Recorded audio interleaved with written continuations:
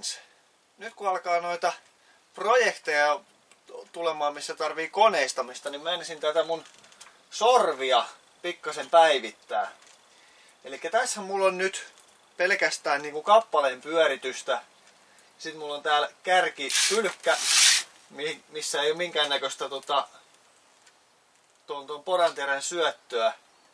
Niin tehdään tähän jonkunnäköinen veivattava, että pystyy tätä poranterää syöttämään tänne kappaleeseen. Sekä sitten tähän varmasti tarvii jonkunnäköinen teräpöytä. Nythän mä oon pelkällä käsivaralla, rälläkällä aikalla sorvannut tällä. Mut jos siihen saisi jonkun teränpitimen, niin saa jonkun verran parempaa jälkeä varmasti siitä. Mut aloitetaan tästä takapylkästä.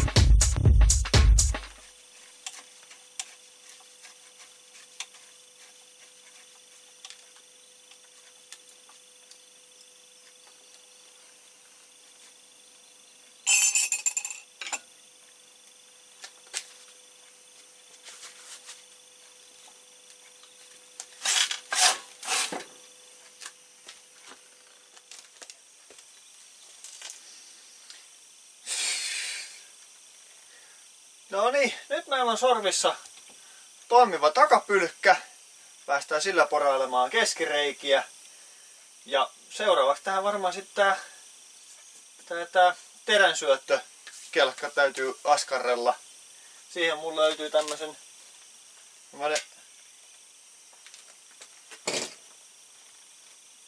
hammashihna, ei mikä, suora hammasraatas ja sit sille sopiva vastakappale.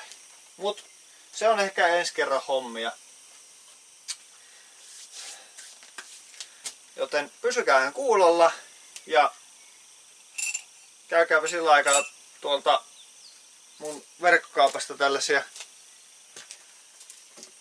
näppäriä ja tallilusikoita.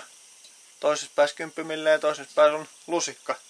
Oikein oivallinen lisäapu siinä kohtaa, kun 10 milliset lenkit on hukassa. Mutta me nähdään ensi viikolla. Katsotaan tehdäänkö tätä vai tehdäänkö jotain muuta. Siihen asti morjens.